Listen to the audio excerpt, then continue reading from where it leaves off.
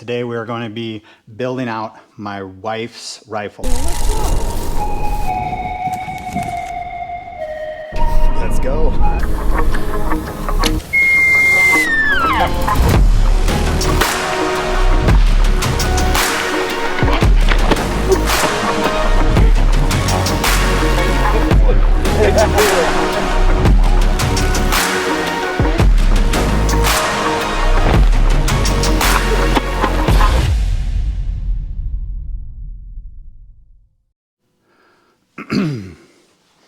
What we got?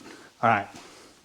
Welcome back to the channel, guys. Today we are going to be building out my wife's rifle. This is a rifle that I'd gotten for last Mother's Day, and my daughter, and she was like a year and a half old, actually helped me pick out this rifle. Of course, it was the prettiest one, but we're going to go over the rifle. We're going to be setting up a new optic on this rifle for her. We got a Vortex Viper for her.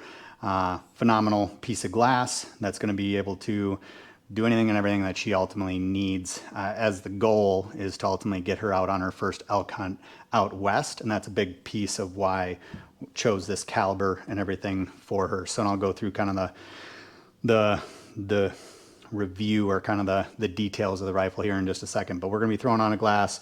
We're also going to be putting on a bipod as well. We got the Tricer RP bipod kit. I'm going to be putting that piece on it. This does not have an actual pick rail on it, so we're going to be utilizing one of their adapters to be able to set that up as well. But a big thing in this is setting up a rifle when you don't have like the little gadgets and gizmos. Guys, I'm a farm kid from central Wisconsin originally. We would literally get rifles put together and shoot it out 50 to 100 yards zero, and that's really all we knew, right? And we ultimately did it and zeroed it with not a lot, right? And I think that's one of the big things I hope you guys can gain from this episode, is that you don't need a lot to be able to get you in the ballpark, right? There's a lot of little fine details and things you can ultimately work on if you're doing competitions or really shooting out 1,000+ yards, things like that. But if you're just wanting to pick up a rifle, get something zeroed, be able to take it out on your first hunt, and be accurate with it and kind of know the ins and outs of it. That's my whole hope from this channel, and from more episodes, things that ultimately come down the pipeline, but give you some of that insight, knowledge, and experience overall. So, but let's break it down. What do we got for a rifle here? And really, I'll go through kind of the stages, things like if you don't have a gun rest, what we can use for that.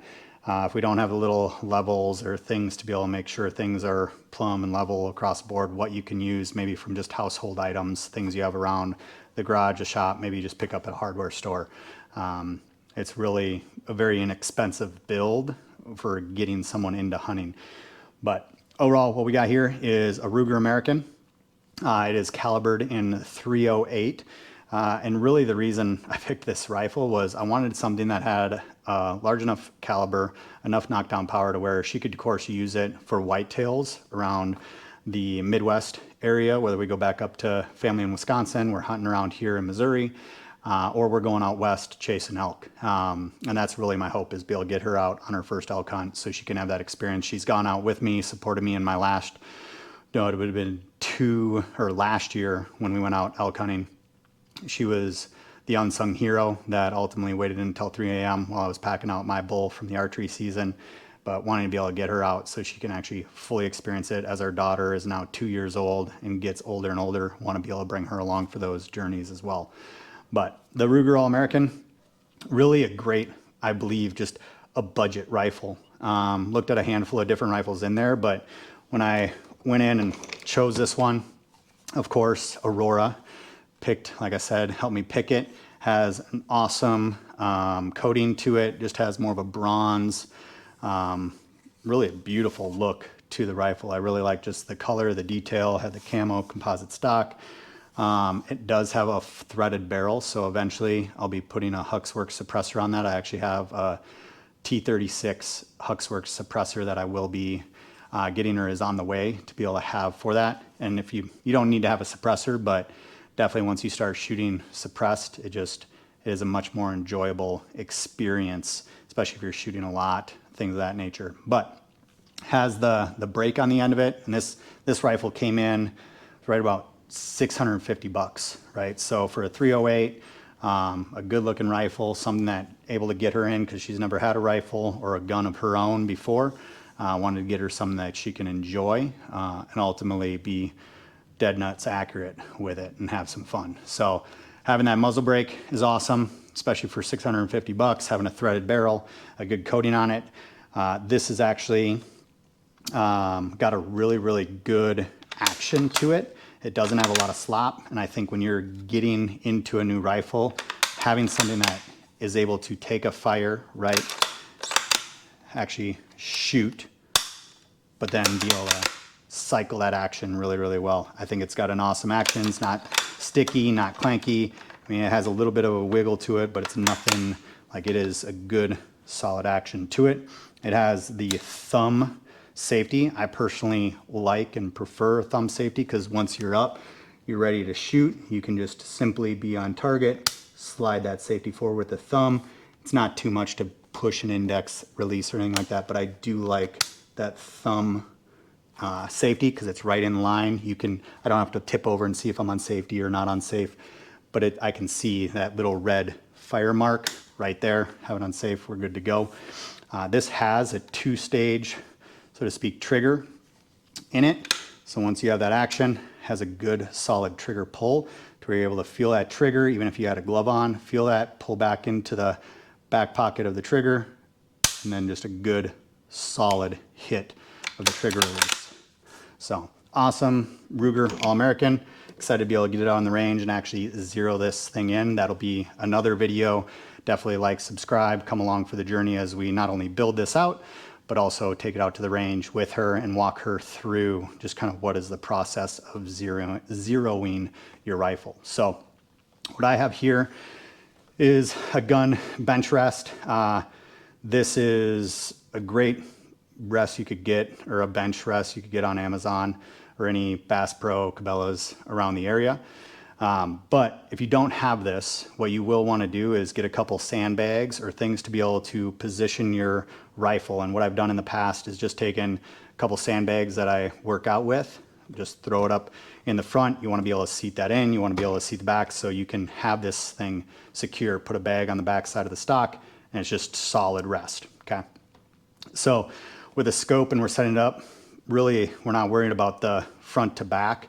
As far as leveling it, we're looking more to the side in things and making sure it's level and plumb in there. So what we're going to do here first to make this just go as simple and seamlessly as possible is first you got to make sure you have an actual rail up top. This one actually came with a rail, but if you don't have one, you'll want to get one that is fitted towards your rifle. When you're buying a rifle, just ask them if you can get like a pick rail that actually goes to the top, because you're going to make sure that your scope rings are actually able to be attached to your rifle. Some rifles don't use a rail, they just attach straight in to the top of the action. But most of them are going to come with the adapting piece to have that rail up top. That's personally something I prefer. But let's look. We got the scope. This is a Vortex Viper. This is going to be their 4x16 by 50. Just a good overall scope, rifle scope, mid-range overall. But something that's nice in here that I think is just good, especially for new shooters, is it's got some good knurling to the cap, so it's easy to take off if you do have gloves, things of that nature. You can take these puppies off, and then to be able to zero this, and this is something I never did even growing up. Like we would sight it in, zero it at 100, and we'd be like, all right, we're good out to 300, right? You're gonna be in the ballpark area there. That's where we can get into the finite details of holdovers, things like that. We're not gonna do that today, but this optic allows you to, of course, adjust, right? And we'll go more in detail on that when we do zero things in, but it has the ability to adjust and then simply pull up on your adjusting ring and then bring it back down to be able to find that zero spot in the optic. So if we're out on the mountain and you're like, okay, it's 500-600 yards, we range it, we look at what we need for our overall adjustments or how many clicks we need to adjust up and or down. We're able to be like, if it's 600 yards, maybe we have 10 clicks up, we got to go, or 10 clicks down. Well, then we're going to just rotate those over, know that's there. I can always bring it back to zero, right? and know that, hey, it's 10 clicks and I can bring this right back to center. So it's a cool optic. I like how they made it very, very user friendly overall. So, but we're not going to worry about where it's shooting right now. We just want to make sure it's set up and level. So optic is there. We got a set of Vortex scope rings. You will need scope rings. Most optics do not come with rings. You can get them online, order them. I recommend that you get scope rings that are of quality. Last thing you want to do is buy a piece of glass, have a rifle, and then buy cheap $20, $30, $50 scope rings off Amazon or something like that. And then next thing you know, you're out there a couple miles in or in your stand and you bump your scope and something tweaks because these were not of quality or built well, right? So I got the Vortex scope rings to go along with the optic here. All I'm gonna look at doing is setting these guys on my rail. Whoop. I'm gonna first figure out where I want this to be set. You will need an Allen wrench or a star bit wrench. I got this Wheeler set in here, and then I have the Vortex torque wrench. You will, if you don't have a torque wrench, the biggest thing I can say is just making sure you're not overly tightening your things down, but you should be able to find, you don't need a Vortex like brand name one. I got the Vortex one, but it needs to be an inch-pound torque wrench. So this guy is able to just twist, and then when I'm tightening it down, it'll click when I'm to the right torque. So the last thing you want to do is over torque these onto your scope housing and ultimately create some sort of defect in how the optic operates. So, and these scope rings are nice because they come with little diagram on the side there of like how much inch pounds you should have. On the bases here, you're doing 30 inch pounds. And then on the tops, it has, right on the top part of it, it has 18 inch pounds. So that's what you're gonna be tightening those little star heads to. But we're gonna set these up top, just kind of finding a good spot for it. Personally, I'll be going over a little bit of detail here in just a sec. I'm looking at having these rings set in a spot. I'll go over in just a sec here what I'm looking at. Okay, those are set there.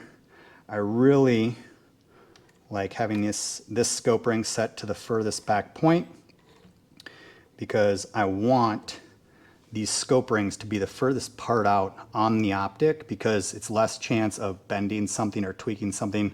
Heaven forbid you drop it, hit it, bump it. Like if the closer it is, you have more leverage to be able to tweak things on the outside. So if we set it out, we're gonna make sure that it's as rigid, as strong as possible. So I'll end up bringing the front one a little bit forward. But what I wanna look here is where my scope is set, because when I pick this thing up and hold it, pick it up, I want to make sure that this scope is not too far forward or too far back, right? If it's too far forward, I'm going to have to lean into it or I'm going to have to back. You should be able to pick that rifle up and look right through the scope, and you should be able to see perfectly through the image of the scope without having to bob your head, do this turtle head back and forth to get into a good focal plane of your optic.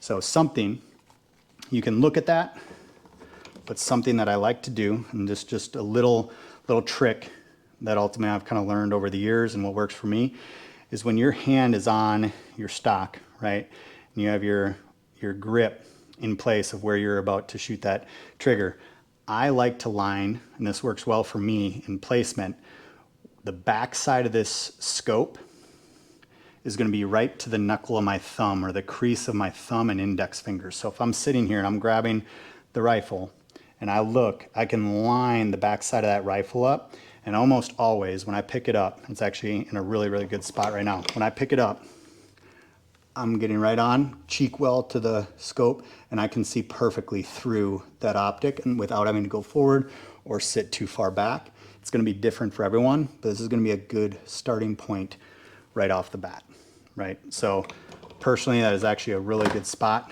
to have the optic right there. It falls right in where that knuckle is on my thumb and that crease of the thumb and the index finger. I like it right there.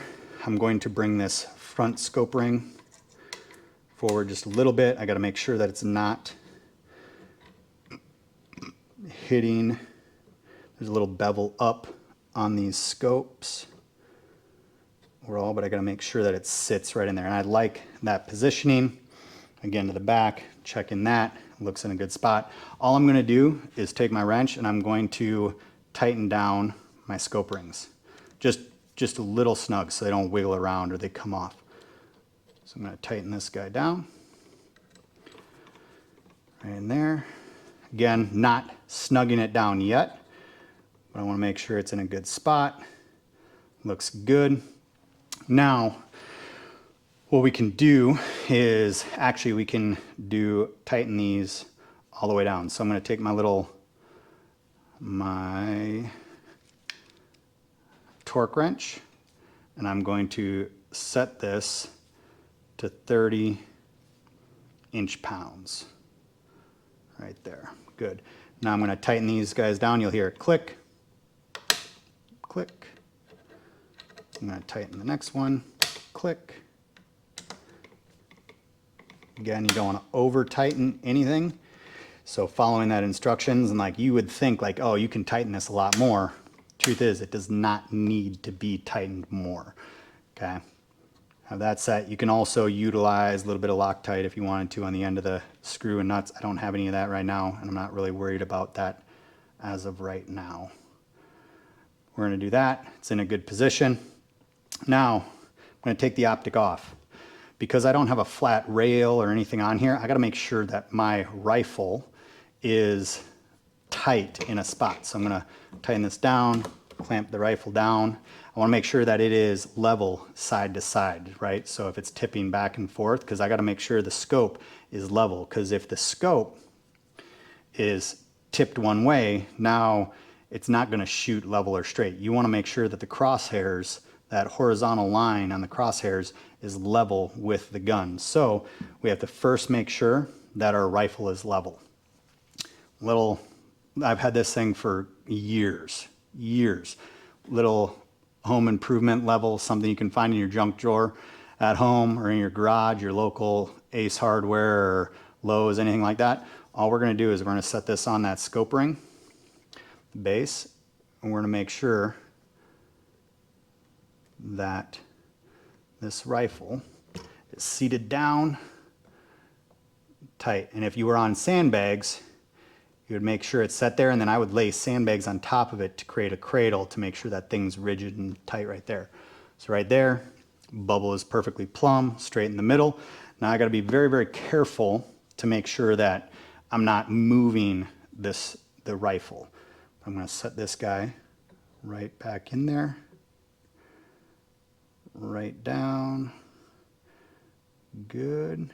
Now, what I want to do is I'm going to take my rings, okay? I'm going to bring my rings up top.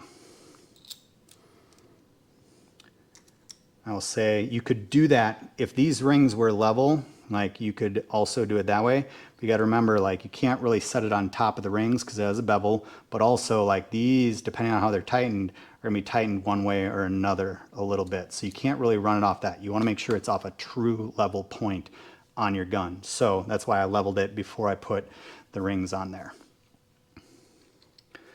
Okay, got to be very careful that I'm not moving the gun or putting too much weight, but I'm going to just snug, just ever so slightly,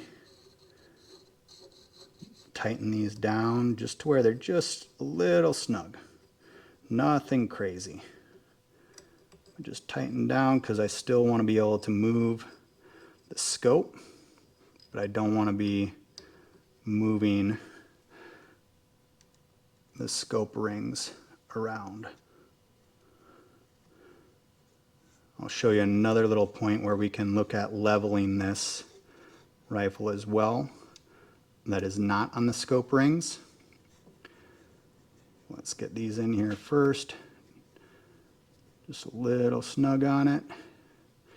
Another spot where you can look at leveling this is right on the back side of the rifle off that safety. there's that little safety button, and it has a little, it's level on that. So if I bring this to the middle and I can set it right on that, balanced, the camera's not really right here, but balance that on that little flat point, and we can tell if we're level. Oh. Right there. And it's still level. Okay. So now what we want to do is we're going to set this level right up top. And knowing now the rifle is level, I'm going to keep that still. I'm going to slowly, got to make sure the rifle is put down. It's a little tight on the rings, so I don't want to have it too snug. You got to be able to rotate that rifle still a little bit, or rotate that optic. So rifle,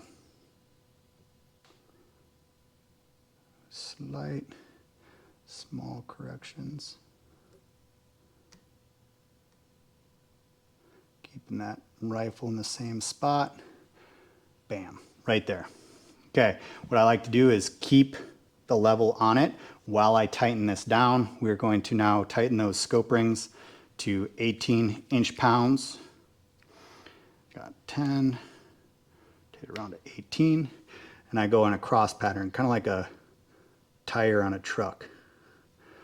Hold this, because if you tighten it too much to one way, it can rotate that optic just a little bit. This does not take that much. I like to just get it snug all around, and then I will tighten it a little bit more here in just a second. Because when I start tightening these, there's a chance that I'm going through and moving the gun. Bam. You will want to, you feel like you want to tighten this more than it actually needs it, right? But then I just go in a little cross pattern, tighten these guys down. 18 inch-pounds does not seem like a lot, but that is really all you need to make sure that this thing is snug and secure. Vortex does a really good job at having really tight tolerances and how they're made, so that will secure that optic right on there. And I have not moved anything, and it's still perfectly level across. Well, and you want to make sure that that bubble is plumb right in the center across the board. So we are now tight, we are set, we are level. That's it, guys. Like right off of that bat, now that scope, if I take this out, I should be able to bring this up, have a good set, and not have to move my head forward. Like I have a perfect line of view straight through that optic. And if I look at those crosshairs up and down, left to right, man, it's beautiful. It's beautiful. It's got an awesome, like the horizontal crosshairs have a good level plane to them. Looks straight up and down. I can look through kind of the bottom of my glass here off the gun. I can look, and that vertical crosshair is literally straight up and down in the rifle. So yeah, you can get other little levels that sit on the back side of this rail underneath your optic, be able to attach to your rifle, all sorts of little gadgets and gizmos, but literally all you guys need is a secure spot to be able to set your bench, a level, and either a torque wrench. I highly recommend torque wrench.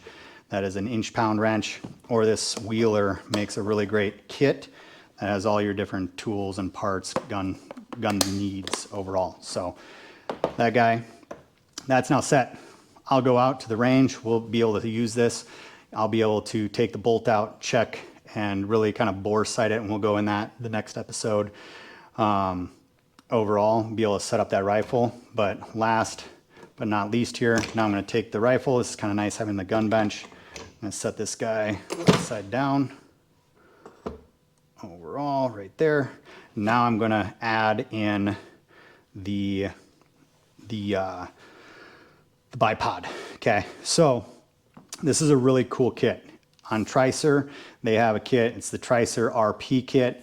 It comes with a handful of adapters to be able to make sure that you're able to go to your pick rail, or if all you have is this little swivel point for your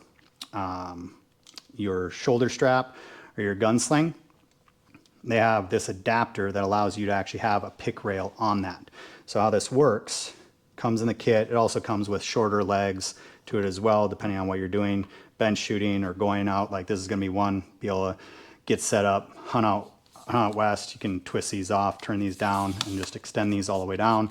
They also have longer ones as well, but this is a great kit that I highly recommend. And dude, it's super cost effective and friendly for what you're looking at doing. So this guy, this rail, all this is gonna do is it comes with a little thread piece and a little pin that sets right over your sling swivel, goes right in there. This little pick rail goes right down, forward, back. You can either go forward or backward. Probably kind of depends on how you want it to sit. I think it's going to be better if I go backward a little bit. Let's go forward. We can play with it either way. So doing that, and then take the bolt up top, which has a little bit of an inset that allows that pin to go in there. All you're going to do is screw this guy down. I'm going to take a crescent wrench, tighten this guy on there. Make that nice, tight, and secure. Bam, that just tightens right to that sling, and it also gives you another knuckle to be able to have your sling on there as well. So you can attach your sling right to that point. And then these guys, or this guy here, is gonna go, I can adjust. This goes in and out. There's a little dial in here that allows me to make it a little bit tighter. I'm gonna have to just kind of play with it to find the tightness for this rail. Little loose, we're gonna tighten it just a little bit more. Want it to be snug. These Tricer bipod kits are super well built.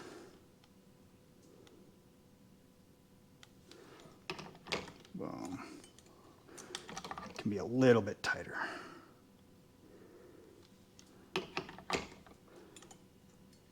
And then that just goes on there, bam. Now we have a rifle. I like that going forward, it goes right to the back. So now can of course hold it right on the forward grip, have it set up. Again, great bolt, optic is set up. We can now pop these guys down, can extend it out if we want to, have a good rigid point. There's this little knob, lever back here that allows you to go through that ball head and set that around. I can turn that down. If I'm shooting down, I can lean into this. She can lean into this, be able to extend it down if I wanted to extend these out even more. It's just a simple little turn. Turn it out.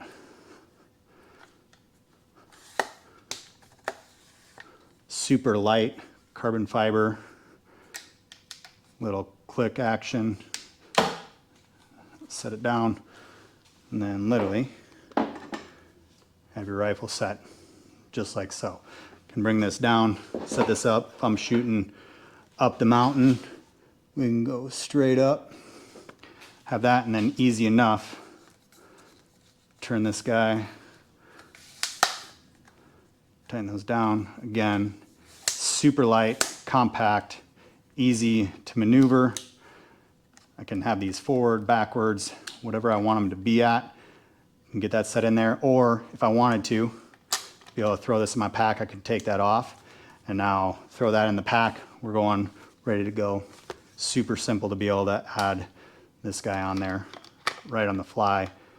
Have something that allows you to just click it in. It's secure, it's not going anywhere. So now all we need to do is go out to the range. This is the Ruger All-American with the Tricer setup. Tricer bipod, Vortex optics.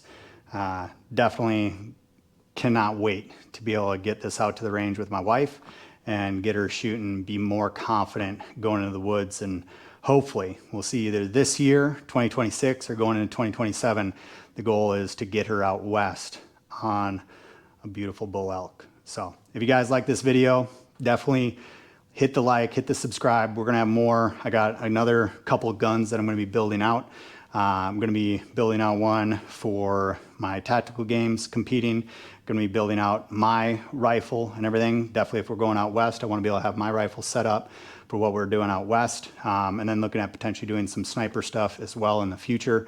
We'll be adding on a Huxworks suppressor to this. But if you guys are looking more for that, little tips, tricks, behind the scenes, kind of those kind of things, definitely hit the like, subscribe, follow along, because whether it's events we're going to, builds we're doing, and just fun with the family, we're going to be bringing more to it as we move through 2026. So appreciate you guys. We'll see you on the next one.